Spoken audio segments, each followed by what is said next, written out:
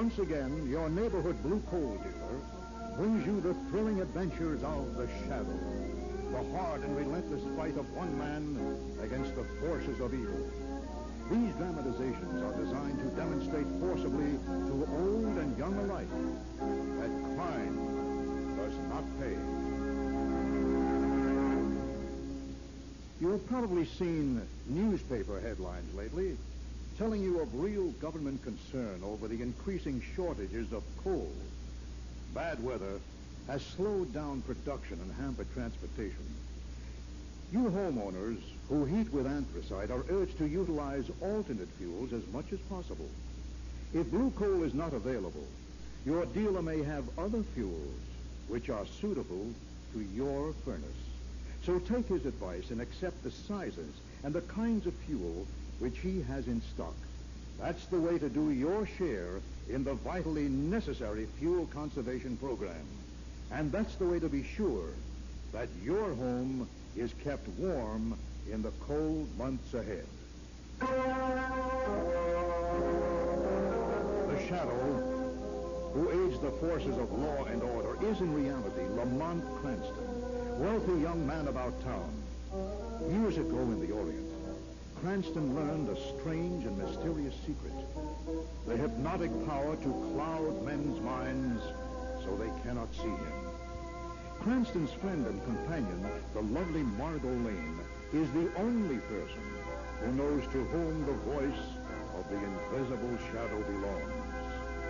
Today's drama, The Man Who Dreamed Too Much.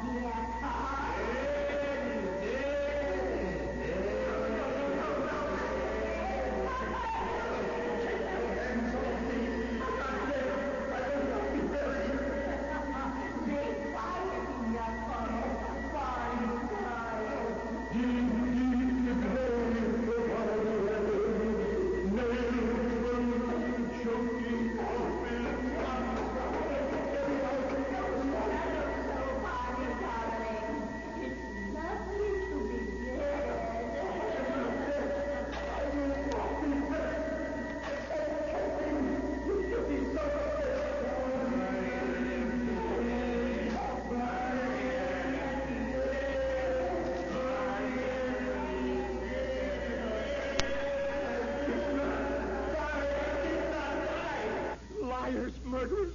I'm still living! Rats! Corpse chewers! Let go your talons!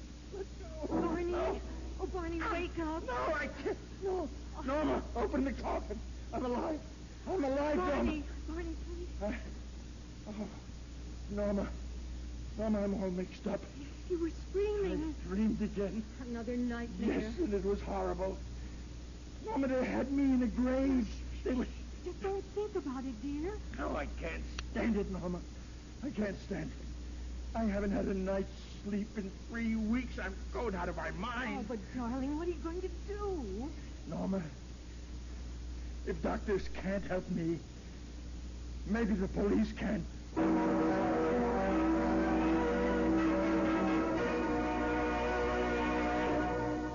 Mr. Adams, the police can't cure you of nightmares. Well, Commissioner Weston, you've got to try.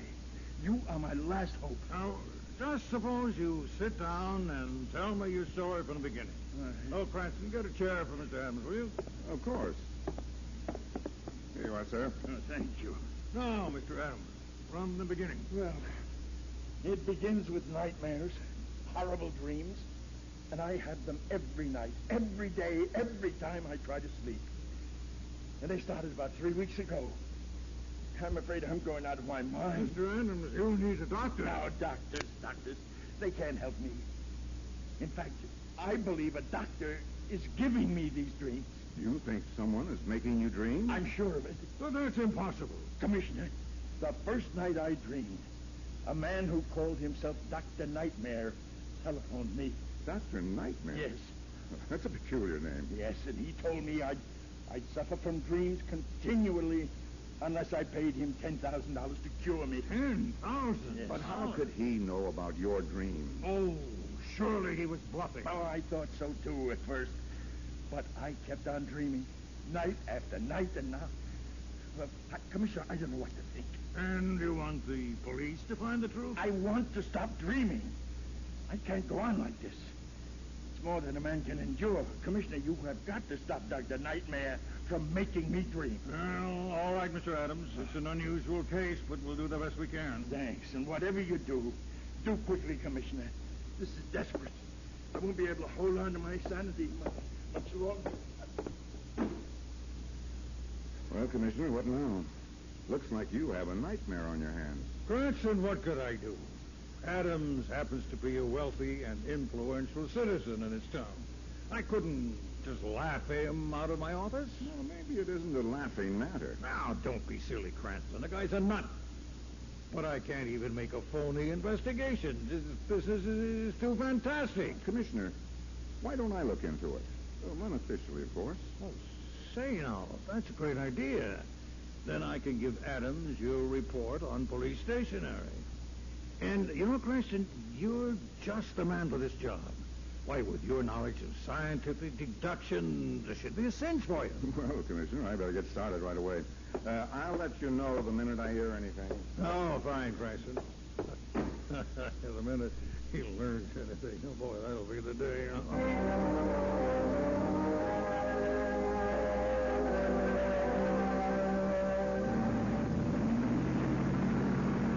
And that, Margot, is the whole story. Weston, he thought he was being awfully clever. Oh, but Lamont, dear, you're not serious about this case. Margot, Adams wasn't joking, neither am I. But Dr. Nightmare can't do the impossible. He already has. How did he know Adams was dreaming the very first night? And why does he ask $10,000 for an impossible cure? Well, there must be some rational explanation. Maybe, but that's why we're paying this visit. We'll stop the car, Margot. Now, there's number 1230. That must be Dr. Nightmare's house.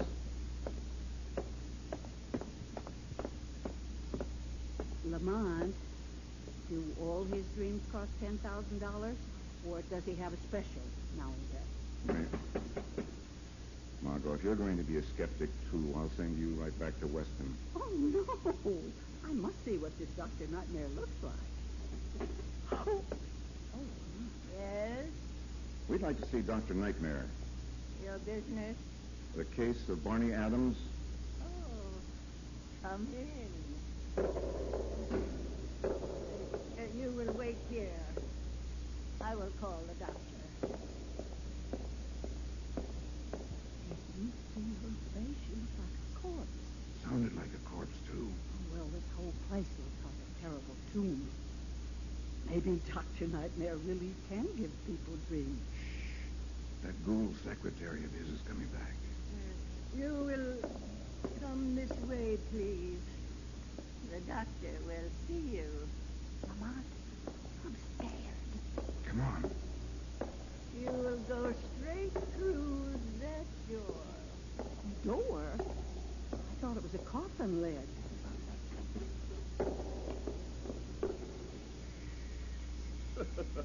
Good Good morning, good morning. Come in, please.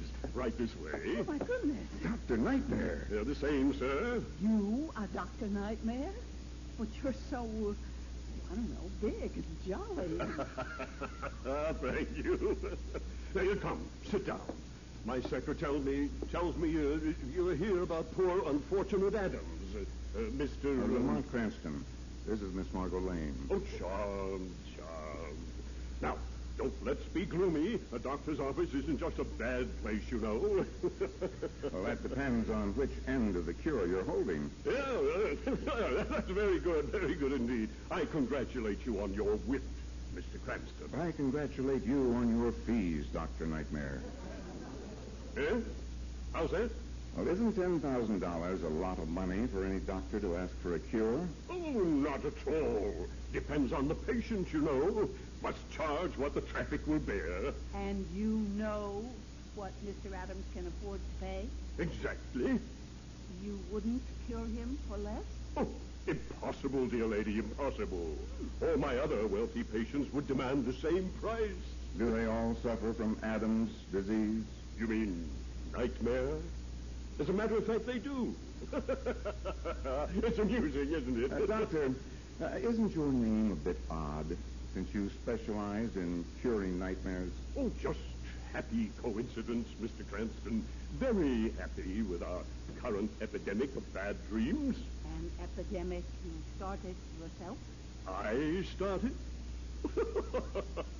What a droll idea, Miss Lane. Not at all, not at all. You know, it's impossible for anyone to control another person's dreams. Oh, no. I merely cure the dreams. And I presume that Mr. Adams desires the cure? No. Eh? What's this? Adams will not pay your fee. Oh, I see. Oh, that is most unfortunate. Mr. Adams is making a serious mistake. Really? Oh, yes, Mr. Cranston. Adams needs my cure badly. In fact, he'd better take my cure at once. Because if he has any more dreams, I'm very much afraid they'll kill him.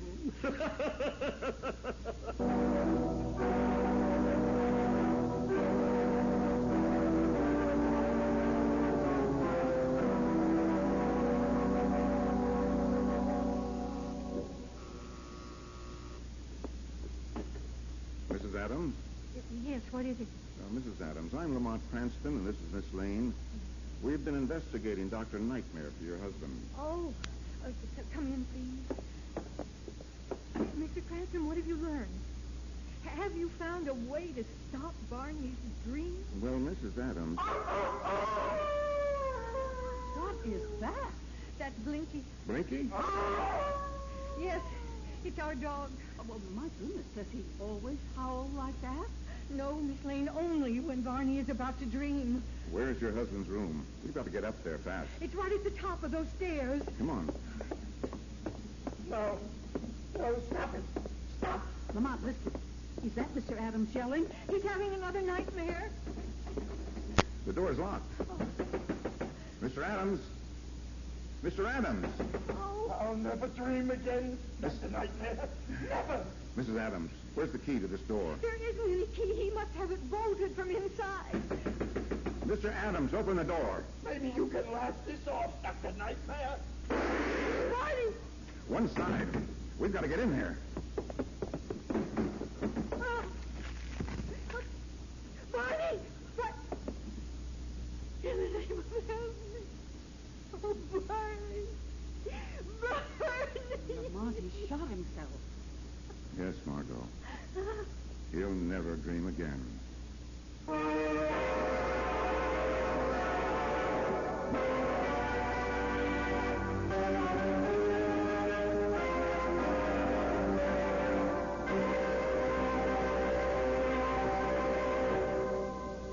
We'll return to the shadow in just a moment.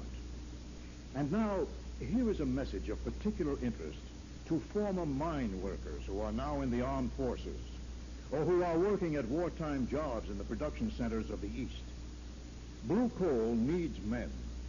Blue Coal can put 5,000 men to work immediately. Steady work is assured for a long time to come. because more people today are heating their homes with anthracite coal than ever before. So if you are looking for a good job at good pay, send a postcard to the radio station which is broadcasting this program immediately. Just say, "Tell me about a job in the blue coal mines." Full particulars will be promptly sent to you. Blue Coal offers immediate employment for 6 days' work each week with time and a half for the 6th day worked, plus annual vacation pay accrued at $75 a year. Many good houses at reasonable rents are available near the famous blue coal mines. If your present job may not last, or if you have already been released by industry or the armed forces and want a good steady job at good pay, send that postcard now. Just say, "Tell me about a job in the blue coal mines." Send it to this radio station. Now, back to The Shadow.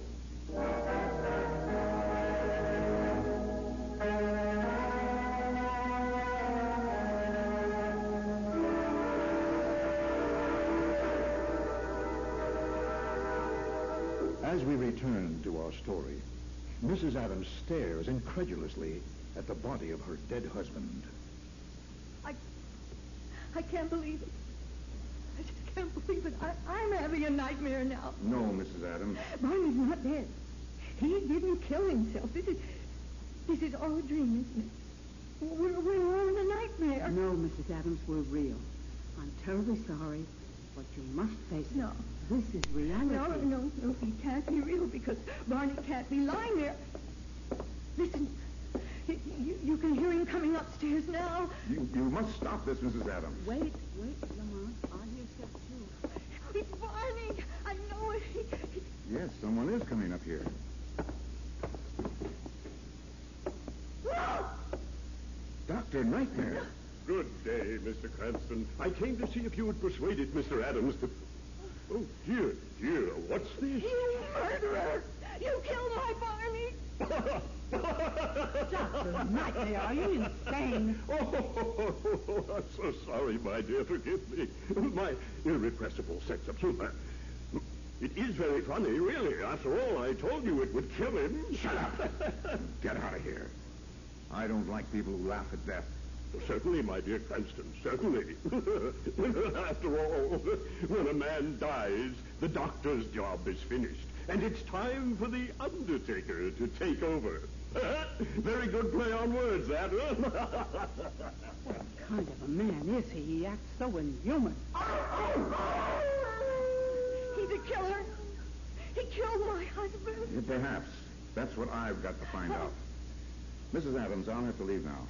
Yes, Mr. I'll notify the police for you. Come on, Margot. Lamont, you mind if I don't go with you?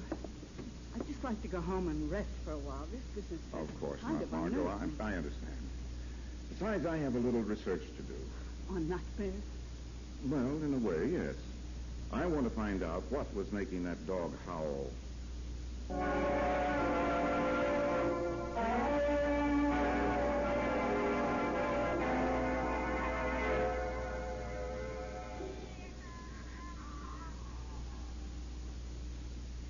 Kitty, what's the matter with you? Why are you screaming? Oh, now, Kitty Cat, you must be quiet, because I want to get some rest. Please. Come on now, come on. Just jump up on the couch with me. Come on, be a good... Who's there? It's me, Barney Adams. Let me in, please. Barney Adams? You're dead. Let me in, Margot. Quick. Oh! The door was open, Margot. No, it was not. Now get out of here and let me alone. Margot, I have a warning for you. Please, will you get away? Don't come near me. You're dead. Yes, Margot, but you have got to listen to me. Get out of here. For heaven's sake, get out. You please. have a date with death, Margot. Now listen to Barney Adams. Margot Lane, listen to the dead Barney Adams. He has a message for you. A message from the grave.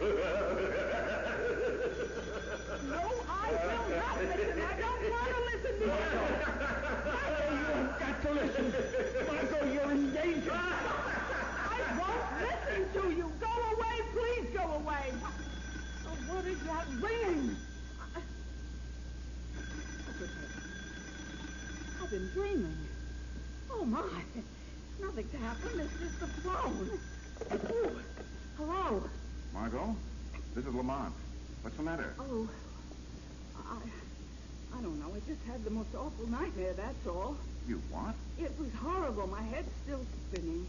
You stay right there, Margot. I'm coming up. Whatever happens, don't lose your nerve. This is one dream Dr. Nightmare isn't going to get away with.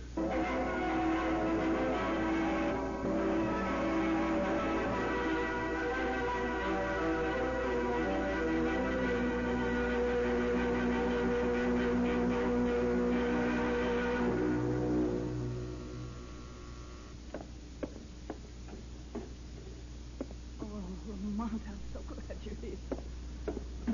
That nightmare was so awful. I still feel feverish. You too, huh? I thought you would be. What do you mean?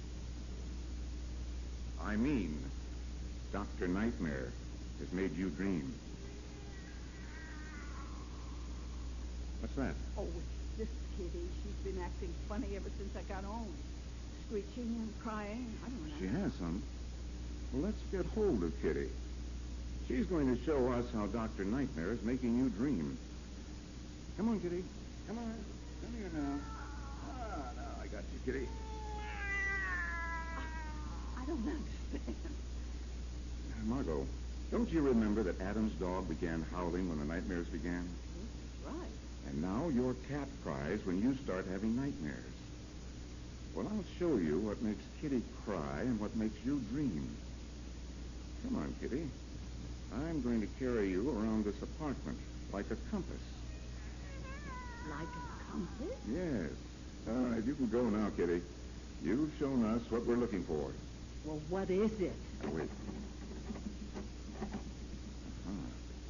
Margot, now I know where your dream came from. This is an ultrasonic broadcaster. Ultrasonic broadcaster? What are you talking about? Oh, don't go away, please, dear. I want more explanation after this call. Hello? Miss Lane, this is Dr. Nightmare. Wait, Lamont, listen. Dr.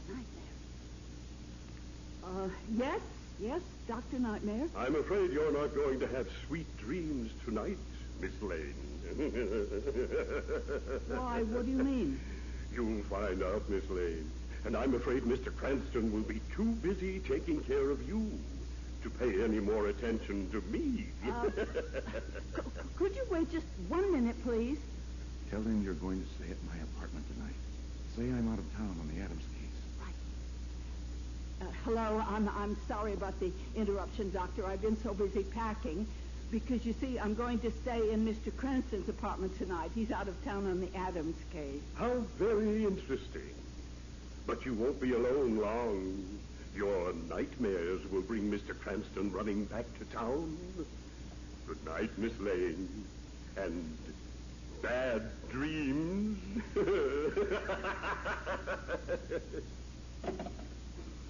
All right, Lamont, I told him. Now what? I want you to get over to my apartment as fast as you can. I'll meet you there later. Where are you going? To visit Dr. Nightmare. Maybe I can catch him with a dream in his pocket.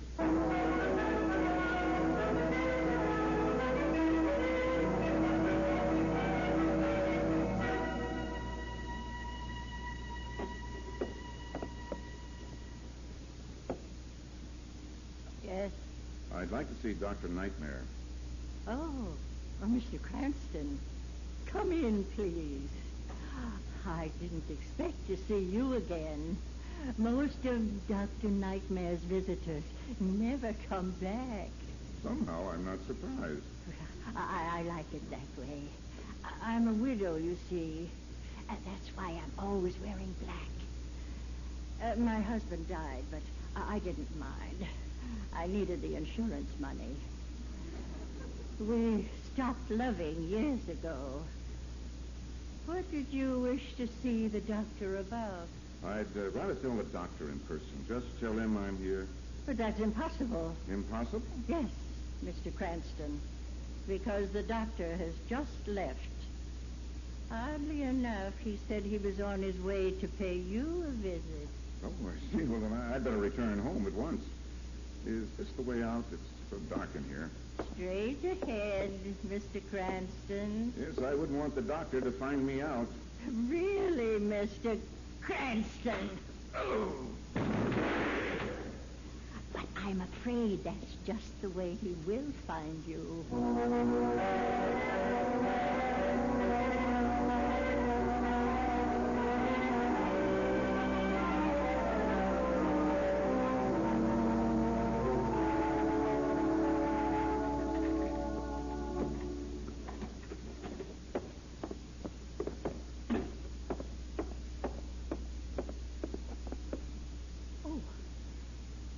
Dr. Nightmare, what are you doing in Mr. Cranston's apartment? Miss Lane. You won't believe it, but I'm preparing a nightmare for Mr. Cranston. Oh? I had hoped it would be for you, my dear. But, dear me, you young ladies travel quickly. I thought I'd be out of here before you arrived. Oh. It's too bad you did arrive just now, Miss Lane. Now I'll have to put you out of the way. Oh, no! Miss Lane, I have $1 million worth of nightmares waiting to be cured. I can't permit you or Mr. Cranston to interfere. With you out of the way and Mr. Cranston obsessed with his own dreams, I shall have nothing to worry about. What's that? Someone who also knows how to laugh. Who are you? The man you forgot to worry about. And where? There's no one here. I am here. Who are you? Men call me Dr. Nightmare. Why, you're mad. That's my name. You are the mad one. What sane man hears voices speaking from invisible shadows? I tell you, I am Dr. Nightmare. You are nothing. A mere dream image, a mad idea of mine. No, this is insane. You are a phantom, a shade slipping into nothingness. You and your plan of extortion, your dreams of millions. Oh, nothing. It's amazing. Why don't you laugh? I don't believe you. It's impossible. It's a delightful joke, isn't it? That a dream should think itself real. I am Dr. Nightmare. You are my dream. You are an illusion. Nothing dreaming itself everything. You're a fleeting image that will vanish when I awaken from my dream of you. Yes, you're right. That's very funny. Upon my word, very funny indeed. I who think myself real am merely the dream of an invisible voice. Oh, that's comical indeed. I am not Dr. Nightmare, just his dream. I am merely a dream, just a dream.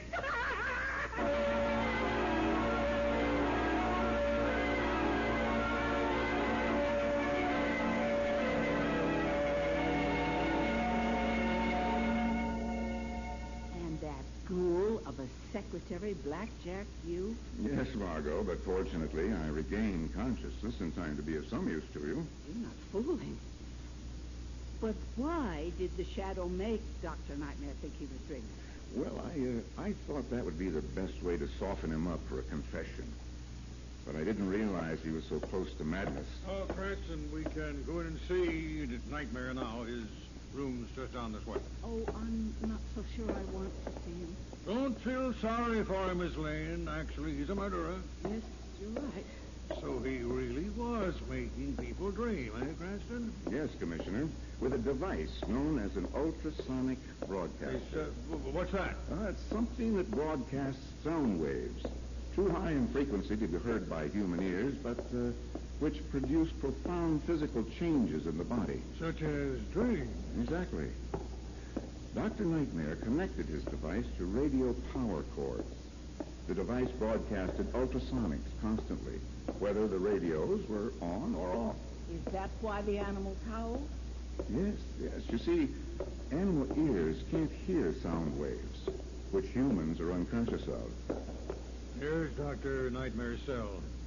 They've got him in a straitjacket. It's funny. It's very funny indeed. I'm not Dr. Nightmare. I'm merely his dream. The dream of an invisible voice. I'm only a dream. You see? Hopeless. Oh, Commissioner, shut the door, please. You know, it's a kind of poetic justice. Yes, Commissioner. He turned reality into nightmares for others.